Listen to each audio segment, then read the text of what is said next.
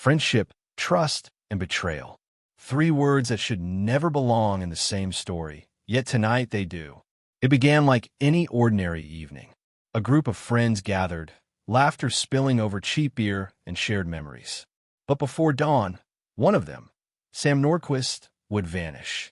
No witnesses, no crime scene, no body, just a trail of silence stretching across decades. For years, his disappearance was dismissed as a runaway story. But those who knew Sam, his family, his fiancée, his colleagues, never believed that. And they were right, because decades later, new evidence surfaced. And what it revealed was not the story of a man who left, but of a man who was erased. A secret buried deep among people he trusted most, hidden behind loyalty, fear, and lies that outlasted the years. Was it an accident? A cover-up? Or something darker? A pact sealed in silence? Tonight, we reopen that cold case. We trace every false lead, every vanished clue, and every friendship that turned fatal. And by the end of this story, you'll see why some disappearances aren't acts of fate. They're decisions made in the dark. But before we begin, if you believe in truth over silence, if you believe every mystery deserves its ending, then take a second to like this video, share it with someone who loves true crime, and subscribe to Dark Truth 25. Because here, we don't just tell stories. We unearth the buried ones. This is the story of Sam Nordquist, the friend who vanished, and the truth that refused to stay buried. Small towns have a rhythm, predictable, familiar, and safe. At least, that's what everyone in Clearwater, Minnesota, believed in the fall of 1998. It was a community where doors stayed unlocked and everyone knew whose car was parked at the local bar. But all that changed one cold October night, when Sam Nordquist, a quiet, dependable man, simply never came home. Sam was 32 years old. He worked as a maintenance technician at a nearby lumber mill. He loved fishing, old rock records, and Sunday dinners with his mother, Margaret. His friend described him as the peacekeeper, someone who avoided fights, who helped anyone without expecting thanks. But that kindness would soon cost him everything. On October 17th, Sam met two friends, Evan Harker and Dylan Price, at the Rusty Lantern, a dimly lit roadside bar known for cheap beer and louder stories. The trio were close, childhood friends who'd seen each other through breakups, new jobs, and the occasional bar brawl. Witnesses said they laughed, played pool, and ordered wings, nothing unusual. But around 10:45 p.m., the tone shifted. The bartender noticed them arguing near the jukebox, something about money or maybe a woman. No one caught every word, but Evan slammed his drink down hard enough to crack the glass. Moments later, the three men walked out together into the frost-covered night. That was the last time anyone saw Sam Nordquist alive. 3 days later, hunters spotted his pickup truck half-submerged at the edge of Lone Birch Lake, 6 miles from town. The driver's door was locked, the keys missing, and the truck had no damage, suggesting a crash. Inside, Sam's wallet, a half-empty coffee thermos, and his favorite flannel jacket, neatly folded on the passenger seat. The sheriff's office launched a full search. Divers combed the lake. Dogs followed faint trails that went cold just 20 feet from the shoreline. It was as if the ground itself had swallowed him. Reporters arrived. Flyers covered telephone poles. His mother's voice cracked on local TV. Sam doesn't run from people. If he was alive, he'd have called. Something happened out there. Police questioned Evan and Dylan separately. Their stories didn't align. Evan said Sam had been quiet and left early, saying he needed air. Dylan claimed they all drove off together, until Sam asked to be dropped at a gas station. But surveillance footage from that gas station never showed him. As detectives pressed harder, timelines shifted by minutes, then hours. Evan's phone data placed him within 2 miles of Lone Birch Lake around 11:15 p.m., right when Sam would have been driving home. Yet Evan insisted he was asleep by then. Whispers started to circulate. Some said jealousy over money. Others hinted at an affair. But no one could prove anything. And as winter rolled in, the case froze with the lake. Years passed. Sam's mother refused to move his belongings. His room remained untouched, the clock still set to 10:47 p.m. the time he was last seen leaving the bar. But justice, like the truth, has a way of resurfacing. And decades later, when new construction began on a section of highway near that same lake, something unearthed would bring the case back to life and expose just how far friendship can go before it turns fatal. Every missing person case begins with the same question: who saw them last? For Sam Nordquist, that answer pointed directly to two people, his closest friends, Evan Harker and Dylan Price. Both were interviewed multiple times after Sam's truck was discovered, but the inconsistencies in their stories grew more tangled with each session. Detectives noted it right away. Evan was defensive cold. Dylan, on the other hand, couldn't stop talking. He tried too hard to sound helpful, even casual. But as the sheriff later said, people who lie don't forget the truth. They just keep changing it until it fits the story they want to tell. Evan claimed that after leaving the bar, Sam said he needed to clear his head, that he was upset about an unpaid debt from a coworker. But Dylan told investigators a different story, that Sam had mentioned a woman, someone from the past. That discrepancy was enough to reopen the case file after only 3 days. As detectives dug deeper, the narrative around Sam's life began to unravel. He wasn't the quiet, simple man everyone thought. There were rumors of a secret loan, thousands of dollars lent to Evan months before his disappearance. There was also talk of an affair, that Sam had been seeing someone married, someone close to one of his friends. The problem? No proof, just whispers and shadows. Police ran fingerprint analysis on the truck. Only Sam's prints and faint, partial smudges that couldn't be matched. His phone records into the night he vanished. But the biggest clue came from something most people overlooked: the gas station camera. Evan and Dylan both claimed they stopped there before parting ways. But the footage told a different story. Only 2 men were seen in the car. Sam wasn't one of them. That discovery changed everything. Detectives realized the last confirmed sighting of Sam was outside the Rusty Lantern, not hours later, as his friends had claimed. Investigators brought Evan and Dylan in again for questioning. Under pressure, Dylan cracked. He admitted they argued that night. Sam had accused Evan of lying about money, a confrontation that turned heated. Dylan said Evan pushed Sam near the car, that he stumbled but got up fine. But the sheriff wasn't convinced. He pressed harder, and Dylan's tone shifted. He paused, looked down, and muttered, "It all happened too fast." Still, without a body, the case couldn't move forward. Forensic teams searched Lone Birch Lake again, this time expanding to the surrounding woods.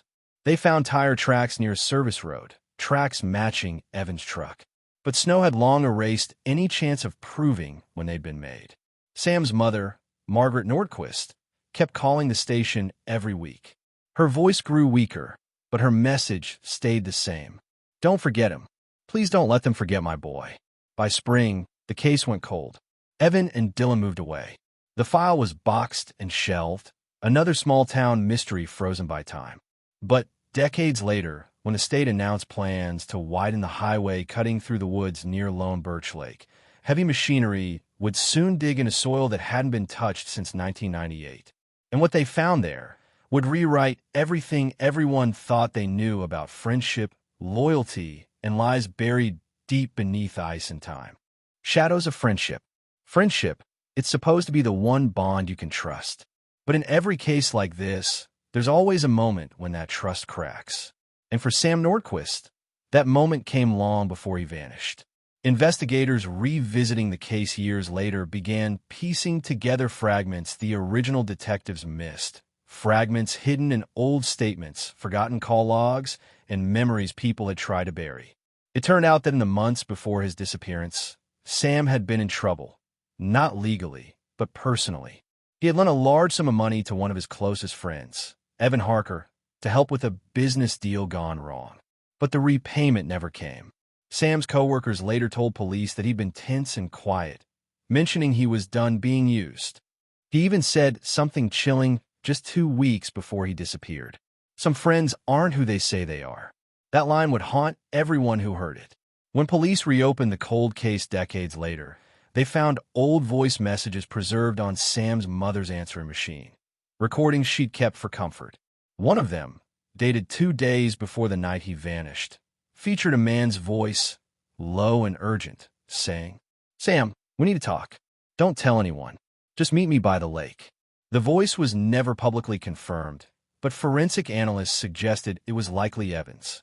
As detectives started following the trail, something else emerged. Dylan Price, the other friend from that night, had left town just months after the disappearance. He'd relocated to Wisconsin, changed jobs, and cut off nearly all contact. When investigators tracked him down decades later, his reaction said everything. He froze when shown photos of the lake excavation site. He asked, "Did you find it?" before anyone mentioned what it was. And that slip, that one word, reignited the entire investigation. Detectives obtained court orders to search old family properties once owned by Evan's father, particularly a small storage unit near the original highway construction zone. Inside, they found something that stopped everyone cold: an old box labeled tools. Inside that box were a set of car keys, partially rusted, later confirmed to belong to Sam's pickup truck. Alongside them, a faded photo of the three friends, smiling, with the words "The Crew, 1995" scribbled on the back. But the most disturbing discovery wasn't the keys or the photo. It was a single piece of paper tucked underneath. A map of the area around Lone Birch Lake, marked with a red X. The X sat precisely where, 45 years later, highway workers would uncover something horrifying during construction: a buried section of earth containing human remains encased in compacted soil and ice. For forensic experts, it was a breakthrough. DNA confirmed it. The remains were Sam Nordquist. The discovery sent a shockwave through Clearwater. Families who had lived through the mystery for decades gathered outside the police station, holding candles in the cold night air. But for investigators, the question wasn't where he was anymore. It was why. Why had two friends covered up a death for more than 4 decades? And why had no one spoken, even when the guilt must have eaten them alive? What followed were days of interrogation and confession, not in the typical sense, but in pieces, letters, and journal entries found later. One entry from Evan's old notebook read, "It was an accident. We just wanted him to calm down. The lake was supposed to keep the secret." That single line shattered the illusion of loyalty that had defined their friendship. Decades of silence, years of pretending, and one grave mistake that froze in time, until modern construction and DNA science brought it all back. In the end, friendship didn't save Sam. It destroyed him. And as one detective later said in a press briefing, "You can bury the truth. You can cover it in dirt, ice, and time. But eventually, it digs itself out. DNA, it doesn't forget." The discovery of the remains should have been the end of the story. But for investigators, it was just the beginning. When the remains believed to be Sam Nordquist were unearthed, they were nearly unrecognizable. Bones fragmented by decades of frost and compression, bits of rusted metal fused into the soil.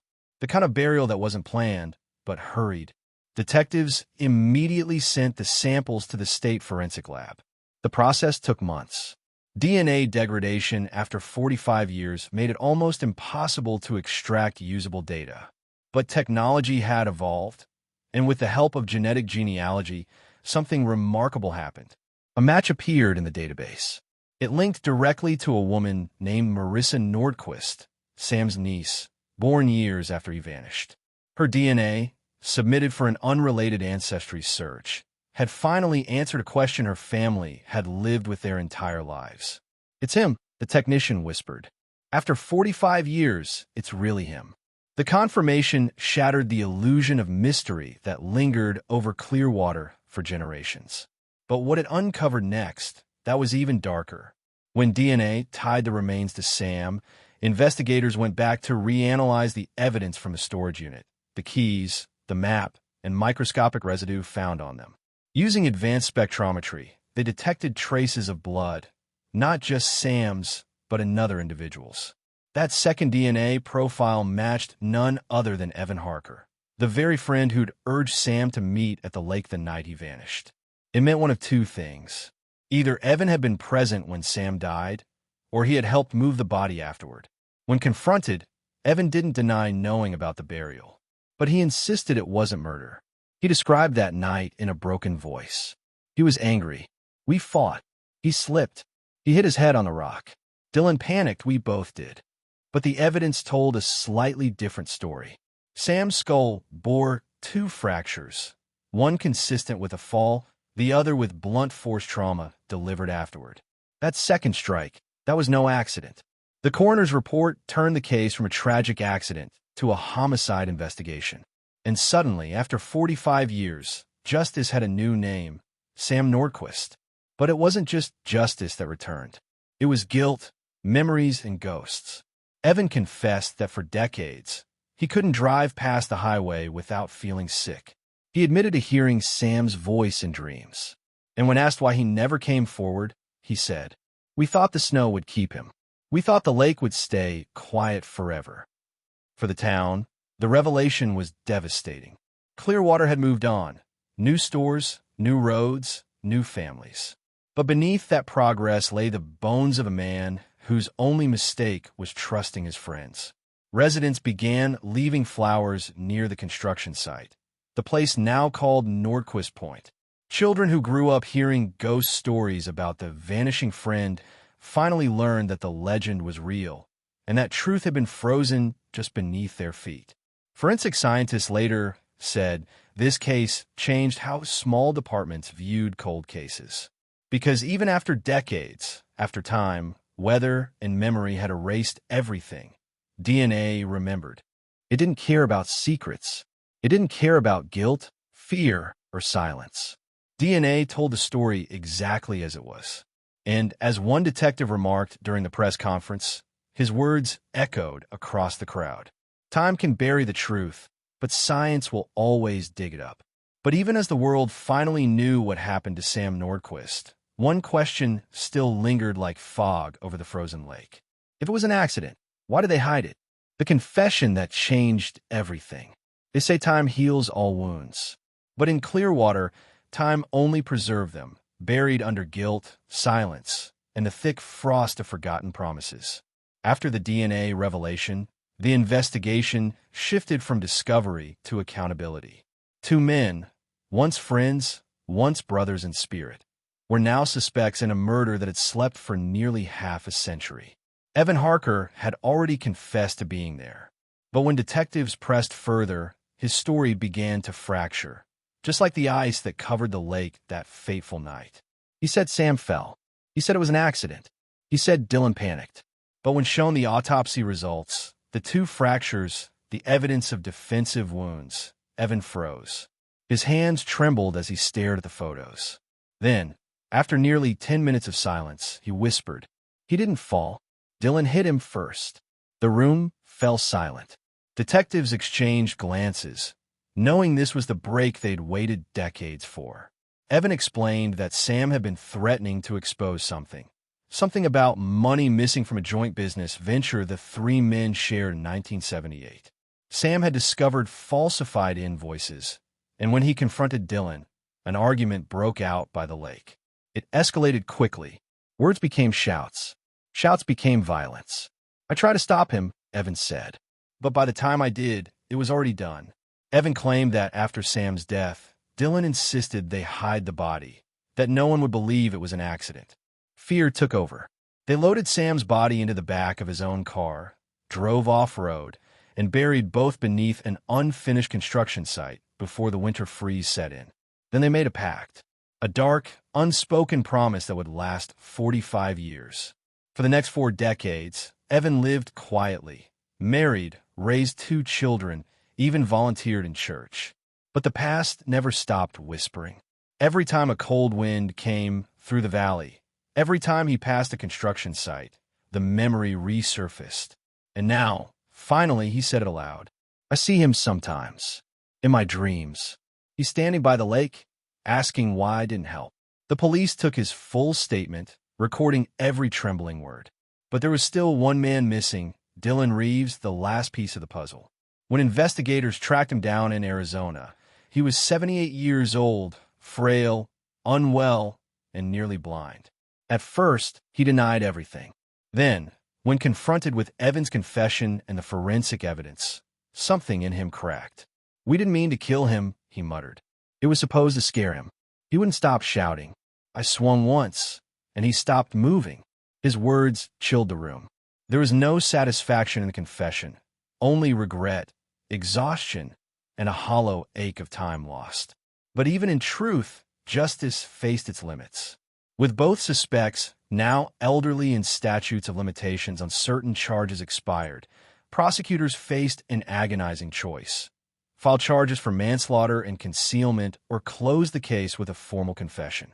In the end, Dylan was placed under custodial care and died a few months later, never stepping foot in court. Evan, burdened by his own admission, agreed to public testimony for educational use in cold case training programs. He wanted to warn others, to tell them that silence doesn't protect you, it destroys you slowly, year after year. The town gathered once more at Nordquist Point, where the remains had been found. For the first time, Sam Nordquist's name was spoken not as a ghost story, but as a man whose truth finally found daylight. His family buried him with full honors, a modest service under a silver sky. No grand speeches, no headlines, just closure. A detective later said something that captured the moment perfectly. Sometimes justice isn't about punishment. It's about peace. And in Clearwater, for the first time in 45 years, peace finally came. But for those who carried the secret, peace would never mean freedom. Because when you bury the truth that deep, you don't just hide a body. You bury yourself beside it. The echoes of truth. When the story broke, Clearwater was never the same again. What began as a whisper, a cold case closed after 4.5 decades, became a storm that spread across the nation. News anchors used words like unbelievable, chilling, closure after 45 years. But for those who lived in the town, it wasn't closure. It was reopening an old wound they'd never fully let heal. The day after the confession went public, crowds gathered near the site where Sam's car had been unearthed. Reporters hovered like vultures, cameras flashing as yellow tape fluttered in the wind. Locals brought flowers, old friends came forward with long-forgotten photos, and people who had barely known Sam claimed they'd always suspected something. Inside Sam's childhood home, his sister Elaine Nordquist sat quietly at the kitchen table, the same table where her parents had once waited, watching the clock, hoping Sam would walk back through the door. She looked at the headlines and whispered, "Everyone says we got justice, but it doesn't feel like justice. It feels like a ghost came home." The police department, meanwhile, was flooded with calls, some congratulating their persistence, others accusing them of incompetence for letting the case go unsolved so long. Detective Mara Ellison, who had reopened the file 2 years earlier, stood in front of the press with calm resolve. She said, "This case isn't just about evidence. It's about endurance, about how truth waits, quietly, until someone's ready to face it." But while the public celebrated, others struggled in silence. Evan Harker's family faced scrutiny and shame. His grown daughter was hounded by reporters. His wife refused to speak to anyone for weeks. At church, people avoided eye contact. Whispers followed them through grocery aisles and parking lots. Even in confession, the shadow of guilt never lifted. Then came the interviews, documentaries, podcasts, headlines calling Sam's death the betrayal among friends. Some painted the story as a tragic accident, others as premeditated evil. But no one could deny the eerie coincidences, the dreams Evan described, the chilling accuracy of the anonymous tip that led police to the dig site, and the haunting detail that Sam's watch had still been ticking when they uncovered him. The mechanism frozen by rust, but its hands locked forever at 11:47 p.m., the time they believed he died. Locals began calling that place Nordquist Hollow. Some claimed they could still hear footsteps near the old site at night, slow, heavy steps across the gravel. Others said their dogs refused to go near it. Superstition or not, people stopped driving that stretch of road after dark. Even passing by felt wrong, like the air held something unfinished. But beyond the fear, there was also reflection. Sam's story became a lesson about friendship, trust, and how truth doesn't die, even when those who buried it grow old. Local schools began teaching the Nordquist case in criminology seminars. It inspired new laws on unsolved cases, expanding the reach of forensic cold case units across the state. And somewhere in the quiet of his small Minnesota home, a retired forensic technician, the same one who had first examined Sam's case back in 1978, watched the coverage, shook his head, and said softly, "We always thought time would erase what we couldn't prove. Turns out time preserved it." As the final press conference closed, the town fell silent once more. There were no more suspects to chase, no more mysteries to solve, only the echo of a man's life that had finally been heard again. Still, some couldn't let go. Every few nights, someone would leave a candle at the site, its light flickering against the wind. And every anniversary, Elaine would visit with fresh flowers and whisper, "You're home now, Sam, but I still wish you just called that night." The camera pans over the empty stretch of highway, snow beginning to fall, covering tire tracks, footprints, and the scars left by years of searching. Justice had come, yes, but it came too late. And in Clearwater, everyone learned that when you bury truth beneath friendship, it never stays buried. It waits for the right time to rise. The legend of Sam Nordquist. The truth was finally out, but the world wasn't done with Sam Nordquist. In the months that followed, his story transformed from a local tragedy into something bigger, a phenomenon. Every news outlet wanted a piece of it. True crime shows dramatized the story, podcasters debated every detail, and internet sleuths built elaborate theories connecting Sam's case to other disappearances across the Midwest.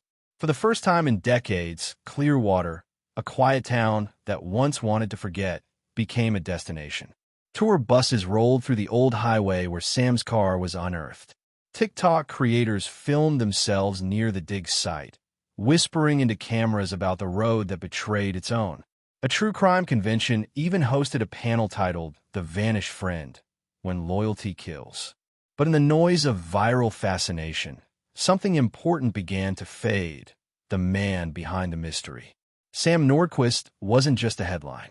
He was a son, a brother, a friend. He loved baseball, built furniture in his spare time, and used to volunteer at the local shelter on weekends. His sister, Elaine, said in one interview, "It's strange hearing strangers talk about him like a character in a show. He wasn't a story. He was my family." Yet even she admitted that the case, now reopened, re-examined, retold, had given her a strange kind of peace. Not because justice was perfect, but because silence had finally broken. Meanwhile, digital forums obsessed over the timeline. Why had no one searched the construction zone more thoroughly back in 1978? How had the car remained preserved beneath layers of concrete and soil? Forensic experts explained, a sinkhole had formed under a disused access road, swallowing the car slowly over time. When new highway construction began decades later, it was that same unstable ground that gave way, revealing the wreck like a frozen capsule of guilt. Inside the car, they found Sam's wristwatch, his jacket still folded neatly on the passenger seat, and a photograph wedged into the dashboard. 3 smiling men by a lake. Sam, Evan, Dylan. A memory turned monument to betrayal. But even as the facts came out, something else began to happen. People started reporting strange things near the site, odd occurrences that blurred the line between crime and the supernatural. Construction workers said their machinery stalled inexplicably when nearing the edge of the dig. A local journalist claimed her camera battery drained every time she filmed near the marker. And one night, a truck driver swore he saw a figure walking along the roadside, pale, barefoot, disappearing when he flashed his headlights. The logical mind says coincidence. But in a town haunted for 45 years, the imagination doesn't need much to come alive. Stories spread that Sam's spirit lingered, not for vengeance, but for closure. Others claimed it was a warning to those who conceal the truth, that guilt, once buried, eventually unearths itself. Amid the fascination, the sheriff's office released a public statement urging people to stop trespassing at the site, reminding everyone that what happened there was real and tragic. Still, the story refused to fade. True crime panels dissected it as a case study in psychological guilt. Mystery forums debated if premonition dreams were possible. And through it all, Sam Nordquist became both a man remembered and a myth reborn. Elaine, who rarely spoke publicly, gave one final interview to a local documentary crew. They asked her if she believed Sam was still here, in some way, watching. She smiled faintly and said, "I don't know, but I do know the truth finally found him. Maybe that's what ghosts really are, truths waiting to be told." The interviewer thanked her. As she stood to leave, she placed a small photograph on Sam's memorial, the same photo of the three friends at the lake. For a moment, the camera lingers, and if you look closely, the reflection in the frame shows three silhouettes again, one faintly behind the others. The case was solved, but the story? The story had only just begun to live. In every person who heard it, every question left unanswered, every whisper of a friendship gone wrong. The weight of silence. When the cameras left Clearwater, something strange happened. The noise stopped, but the silence grew louder. The town had become famous overnight, its story broadcast worldwide. But once the lights dimmed, people were left to face what fame really meant. The weight of truth and the echoes of guilt that never fade. In the months following the confession, small cracks appeared in the lives of those left behind. Evan Harker's daughter, Leah, spoke publicly for the first time, saying, "People look at me like I'm part of the crime, but I was just a kid. I didn't even know who my father really was." She said she'd spent years wondering why her dad avoided the lake, why he flinched when a car door slammed, why he never talked about his youth. Now, she understood, and forgiveness, she said, wasn't as easy as people think. Meanwhile, Elaine Nordquist turned her brother's story into something more than pain.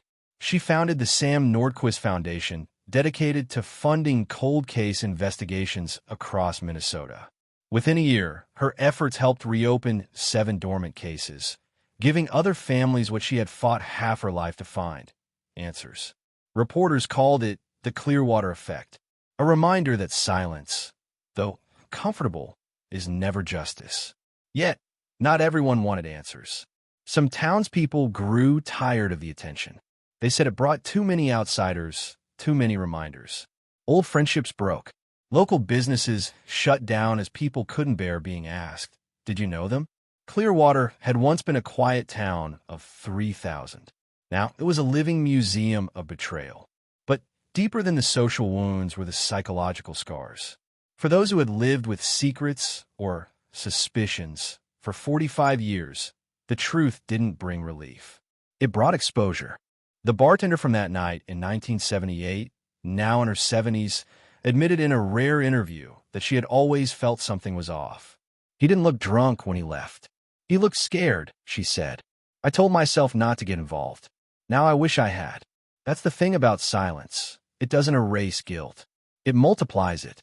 Psychologists who studied the case later coined the term collective guilt syndrome to describe Clearwater's strange transformation, how an entire town carried fragments of responsibility without ever committing a crime. They said the Nordquist case proved a chilling truth. When lies last long enough, they stop belonging to one person. They belong to everyone who looked away. Across the country, true crime enthusiasts dissected every moment of the story, but criminologists focused on something else: the psychology of friendship and deception. Dr. Amelia Ross, a forensic behaviorist, wrote in her journal, "Friendship crimes are among the most haunting, because when a friend kills, they don't just destroy a life. They destroy trust in the very idea of closeness." And for Evan Harker, the surviving accomplice, that trust had been his punishment long before the police arrived. He lived out his final days in assisted care, spending hours staring at the window overlooking a frozen pond. One nurse recalled him whispering, "Sometimes I still see the headlights." In the end, the case of Sam Nordquist wasn't just about murder, or even justice. It was about the corrosion of silence, how lies eat through generations like rust on steel. And it was about how truth, once revealed, doesn't heal neatly. It leaves scars that glint under the light, reminding us that peace comes not from forgetting, but from facing what we fear most. Today, the stretch of road where Sam's car was found has been renamed Nordquist Way. A plaque sits by the shoulder. in memory of those who vanish and those who never stopped searching. Locals still leave flowers there, not for the crime, not even for the man, but for the truth finally spoken. Because in the end, it wasn't the discovery that changed Clearwater. It was the courage to finally say what no one had dared to for 45 years. Truth is heavy, but silence weighs even more. When truth becomes legend. It started small, a local headline, a few news clips, then a viral thread on social media. Within days, the world knew the name Sam Nordquist. The discovery of his car, the confession from one of his oldest friends didn't just close a case. It opened 1,000 doors. And behind each one, another version of the truth. Podcasters picked it up first.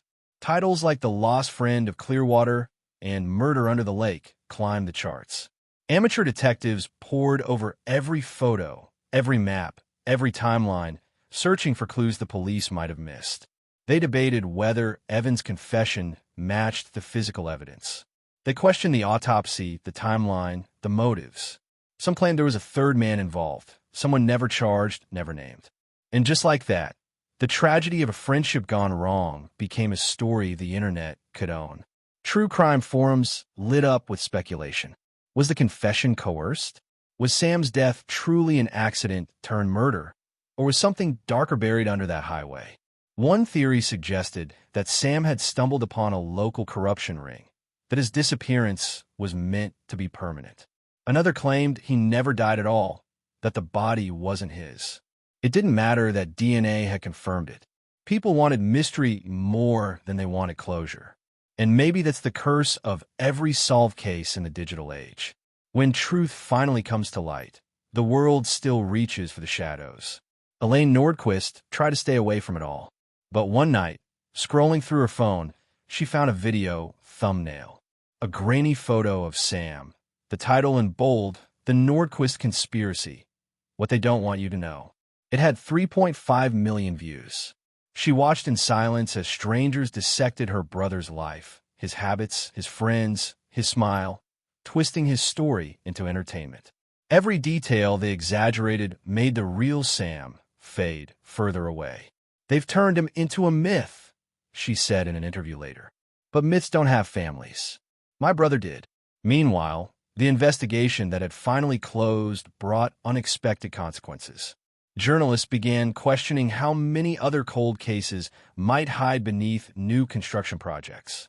In neighboring states, crews reported finding old wrecks, missing persons cases dating back to the 60s and 70s. Suddenly, Sam's story wasn't just a story. It was a mirror, reflecting how many people vanish, how many lies live just under the surface of ordinary places. But even as the world looked closer, the line between fact and fiction blurred. Online creators staged reenactments of the disappearance. Tourists visited Clearwater's lake to film mystery vlogs. Teenagers snapped photos beside the memorial plaque, tagging them with #TheVanishedFriend. What began as justice had become something else, a digital ghost story. For some, it felt like exploitation. For others, like resurrection. The truth was still there, somewhere between memory and myth, but it was harder to recognize.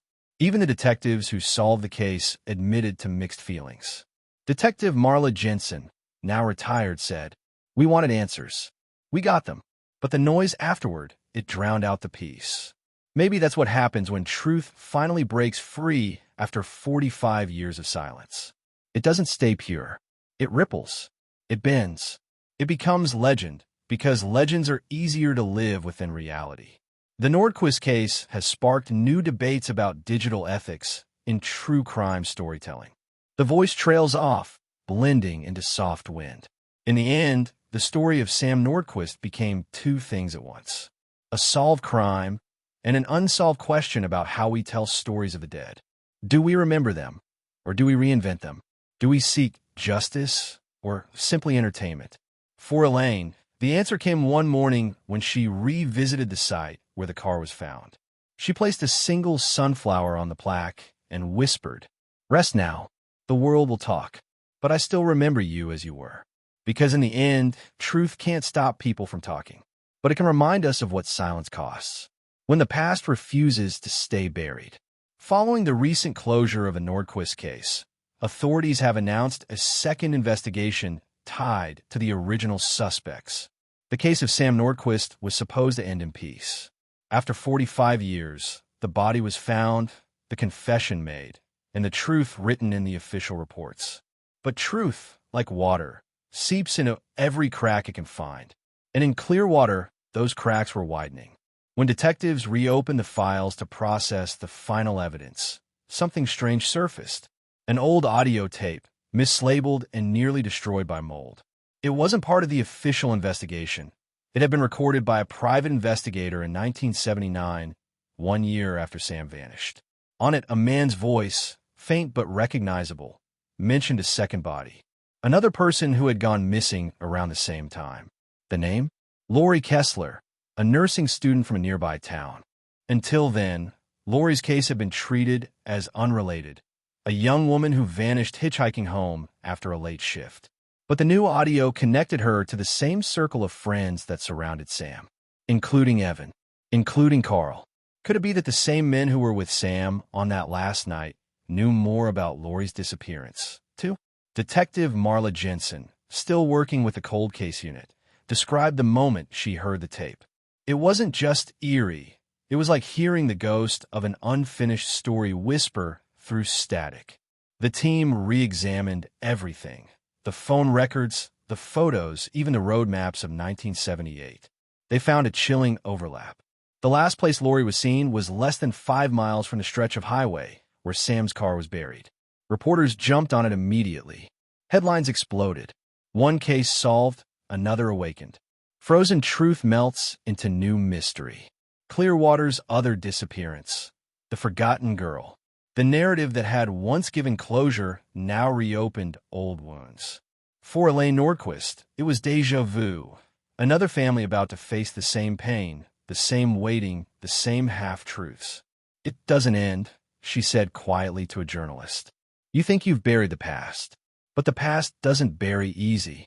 Authorities began a new dig near an abandoned bridge that once crossed Clearwater Creek, a route long closed off after the flood of 1983.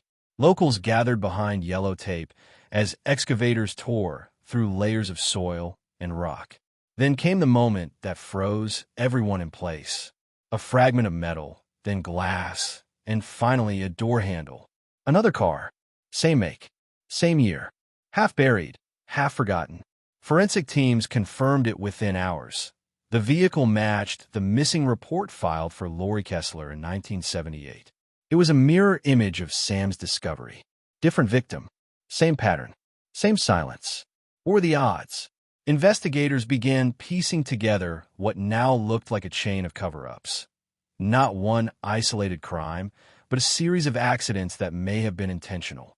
Maybe 2 people got in the way of something larger.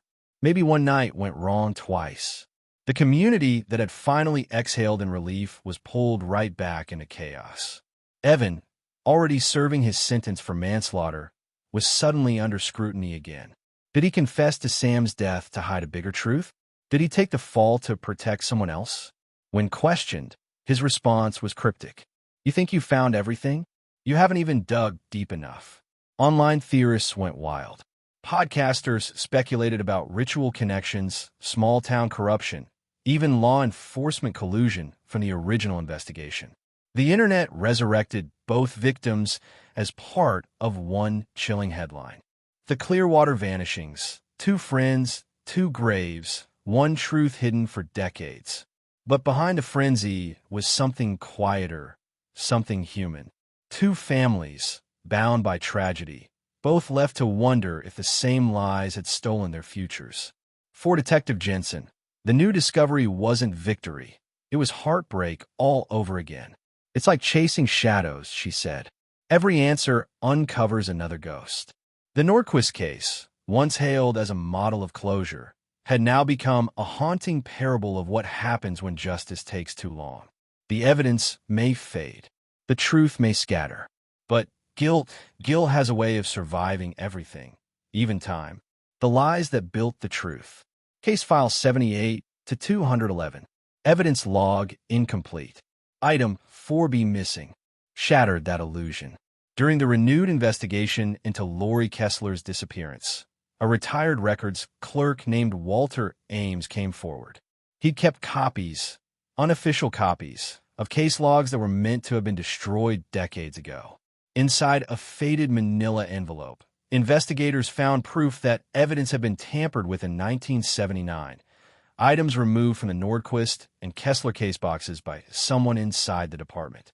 The signature on the chain of custody form? Detective Ray Harker, Evan's uncle. The revelation stunned the Clearwater Police Department. For years, the narrative had been simple. A tragic accident, a guilty friend, justice delayed but delivered. But now, that narrative cracked wide open. It wasn't just negligence. It was cover-up. Ray Harker had retired honorably in 1995, celebrated as one of the county's longest-serving officers. But the logs revealed that he'd personally signed out 2 sealed evidence bags the same week the Kessler file was closed. One containing a necklace found at the creek, the other a blood-stained blanket recovered from Sam Nordquist's truck. Neither were ever logged back in. When confronted, Harker, now in his late 70s, sat silently through 2 hours of questioning. Then, in a moment caught on a single camera, he whispered, "You don't understand. They told me it would ruin the town." That statement, simple but devastating, cracked open the final layer of this decades-old mystery. Who was them? As reporters dug deeper, names began surfacing. Local journalists uncovered that in the late 70s, the construction company responsible for developing the Clearwater Bypass, the very project that later unearthed Sam's car, had been run by a small network of city officials and police investors.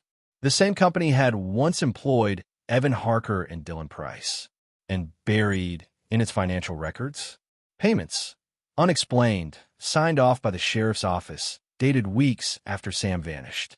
It all fit together like the edge pieces of a long-lost puzzle. Sam wasn't just a random victim. He had been working part-time maintenance for that construction firm. Lori had been interning at the same company's medical supply affiliate. Both had stumbled upon something they weren't supposed to see: forged safety reports, inflated contracts, environmental violations hidden from federal inspectors. If the theory held true, Sam and Lori hadn't just disappeared by accident. They had been silenced. When the cold case division confronted the surviving suspects, one detail returned like a ghost. Evan's last words in Chapter 10. "You think you found everything? You haven't even dug deep enough." He wasn't talking about dirt or graves. He meant records. Literal evidence buried beneath the very highway built to erase the past. So they dug, this time not for bodies, but for proof. Under the foundations of Highway 16, investigators found a small steel box sealed in concrete. Inside, 3 undeveloped film rolls, 1 rusted revolver, and a piece of folded paper. When processed, the film revealed blurred nighttime photos, headlights reflecting off wet asphalt, silhouettes of 3 men near a car by the lake. And in the corner of one frame, the outline of a woman's necklace, the same one missing from evidence. The revolver was matched through ballistics to one found near Sam's car, though degraded. And the paper, though mostly illegible, contained a name scrawled in ink. Lori. It wasn't enough to convict, but it was enough to confirm what Sam's mother, what Lori's family, what Clearwater had refused to believe for decades. These weren't coincidences for the families. The truth was both a relief and a curse. After 45 years, closure came with the realization that those sworn to protect had once helped bury their pain. Elaine Nordquist said it best during a memorial service. "I thought I wanted answers, but the truth hurts more than the not knowing ever did." And for the detectives, for those who had dedicated years to uncovering this truth, there was no celebration. Only the quiet understanding that justice delayed can often mean justice denied. The Nordquist and Kessler cases were finally closed. But in Clearwater, people still say that on cold nights when fog rolls off the lake, you can hear the hum of an old engine under the water. A reminder that some roads never really end. The road remembers.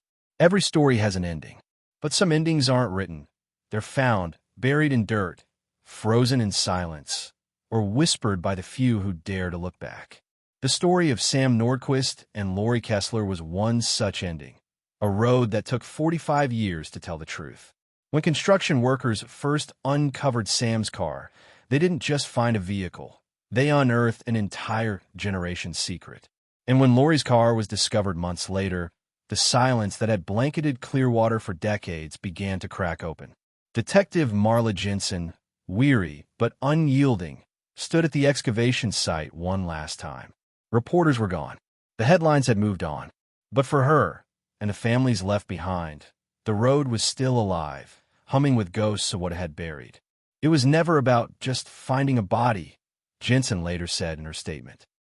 It was about finding who buried the truth. Forensic results eventually confirmed the impossible. The DNA from both crime scenes connected directly to Gerald Hume's brother-in-law, the construction foreman. He had died in the early 1990s, taking his secrets to the grave. But journals recovered from his old property suggested something chilling.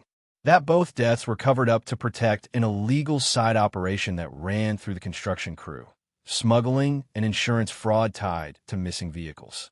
Sam and Lori? They weren't supposed to die. They just stumbled into the wrong truth. In a press release 45 years too late, Clearwater County finally amended the case files to reflect the truth. Homicide, not accidental death, not runaway. Just two innocent people whose stories have been paved over, literally and figuratively. At the memorial, Elaine Nordquist placed a white rose by a small plaque engraved with her son's name. She spoke quietly, her words carried by the wind. The road doesn't take you, Sam. It brings you home. Nearby, Lori's surviving sister stood with tears streaming down her face. Two families, two gravestones, one endless road. For Detective Jensen, the closure came not with handcuffs, but with truth. Justice isn't always a courtroom, she told a documentary interviewer. Sometimes justice is a story finally told, one the world can't ignore anymore.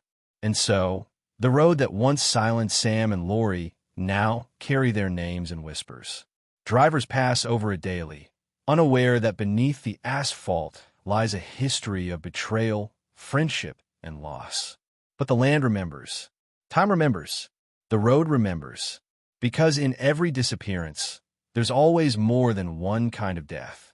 The first is when the person is lost. The second is when their story fades.